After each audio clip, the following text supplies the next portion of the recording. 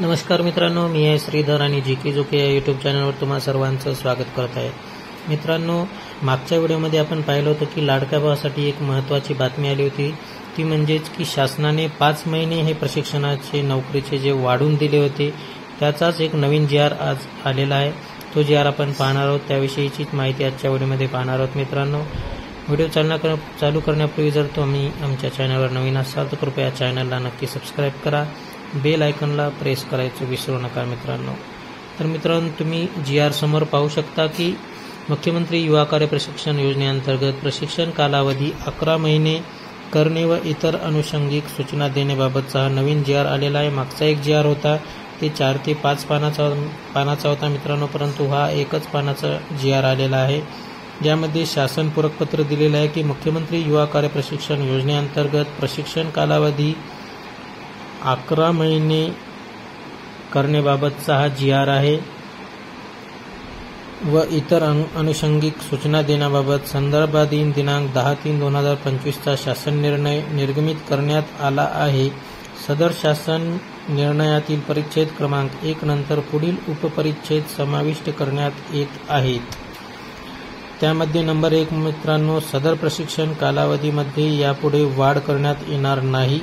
त्यानंतर नंबर 2, या योजनेअंतर्गत स्थापना उद्योग आस्थापना उद्योग महामंडळामार्फत विना अनुभवी रोजगार इच्छुक पात्र उमेदवारांना संबंधित क्षेत्रामधील प्रत्यक्ष कार्य प्रशिक्षण देण्यात येत आहे. तथापि सदर प्रशिक्षणाअंती प्रशिक्षणार्थ्यास संबंधित आस्थापनेत कायमस्वरूपी नोकरीचा हक्क राहणार नाही, असे या GR मध्ये सांगण्यात आलेलं आहे. मित्रांनो, सदर शासन पूरकपत्र महाराष्ट्र शासनाच्या संकेतस्थळावर दिलेलं आहे. मित्रांनो, याविषयीचाच एक विनंती अर्ज सुद्धा आहे की तुम्ही यामध्ये 5 महिने वाढवून द्या म्हणून हा अर्ज त्या आस्थापनेला किंवा त्या उद्योगकर्त्याला तुम्ही देऊ शकता. मित्रांनो, ज्यामध्ये तुम्ही पाहू शकता की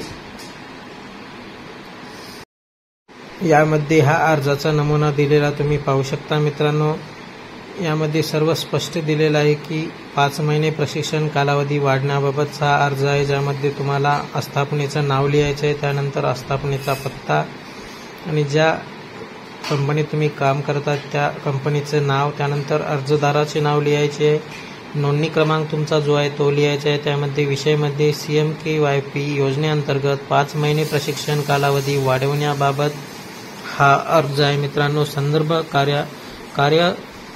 कार्यासन अधिकारी महाराष्ट्र शासन कौशल्य रोजगार उद्योजक व नाविन्यता विभाग यांच्याकडील शासन क्रमांक हा दिलेला आहे. मित्रांनो, महोदयामध्ये तुम्ही पाहू शकता की उपरोक्त विषयान्वये आपणास विनंती करण्यात येते की CMYKPYच्या प्रशिक्षण योजनेअंतर्गत आपल्याकडून आमच्या आस्थापनेमध्ये नामे त्या विद्यार्थ्याचे किंवा त्या प्रशिक्षणार्थीचे त्या ठिकाणी नाव लिहायचं आहे.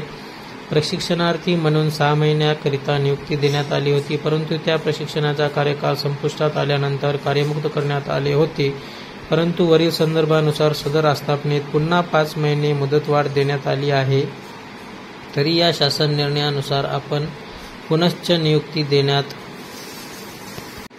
यावी व रुजू आदेश मंजूर करण्यात यावा ही विनंती, असा हा अर्ज तुम्हाला त्या ठिकाणी द्यायचा आहे. मित्रांनो, त्यानंतर तुम्हाला अजून 5 महिने या वाढून मिळणार आहे. अशा प्रकारे तुम्ही विनंती अर्ज सादर करू शकता. मित्रांनो, व्हिडिओ या ठिकाणी थांबत आहे. व्हिडिओ कसा वाटला नक्की कमेंट करून सांगा. व्हिडिओला लाईक करा, शेअर करा, जास्तीत जास्त लोकांपर्यंत हा व्हिडिओ जाऊ द्या. मित्रांनो, जर तुम्ही नवीन असाल चॅनलवर तर कृपया चॅनलला देखील सबस्क्राईब करा. जय हिंद, जय महाराष्ट्र.